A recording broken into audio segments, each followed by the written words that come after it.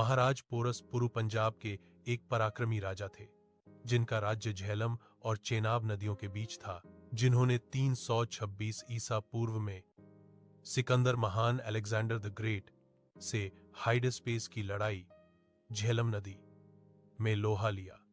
Porous ने अपनी वीरता, हाथियों की शक्ति और युद्ध कौशल से सिकंदर को कड़ी टक्कर दी, उसे लगभग हराया।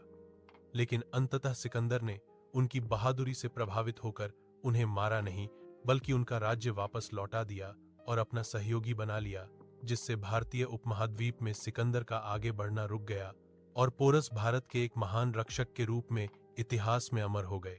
पोरस का परिचय और राज्य नाम और वंश। पोरस, पोरस, जिन्हें पुरुवास भी कहा जाता था, ग्वेद के पुरु कबीले के वंशज माने जाते हैं और शक्तिशाली पौरव राजा थे। साम्राज्य। उनका साम्राज्य वर्तमान पंजाब पाकिस्तान में झेलम, हायाडेस्प्स और चेनाब आसेसिनेस नदियों के बीच के क्षेत्र में फैला था। शासनकाल।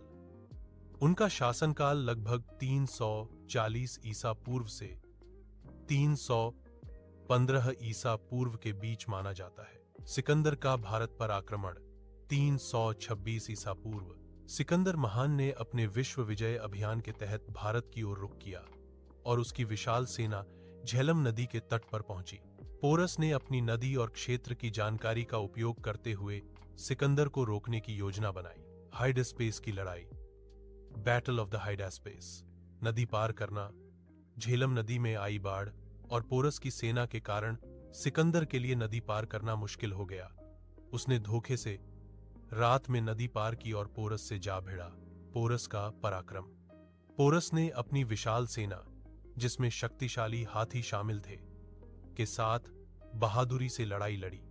हाथियों के कारण सिकंदर की सेना घबराई और भारी